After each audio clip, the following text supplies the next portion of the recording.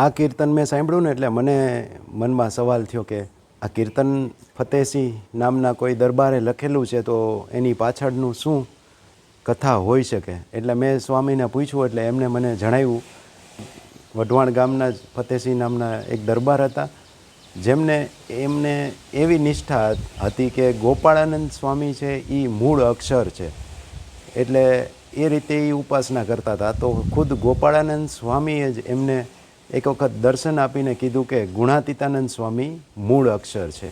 પછીથી એમને રિયલાઇઝ થયું કે ગુણાતીતાનંદ સ્વામી મૂળ અક્ષર છે અને એમને આ કીર્તન રચ્યું અને એમનું નામ પણ અમર રહી ગયું આ કીર્તનના માધ્યમથી.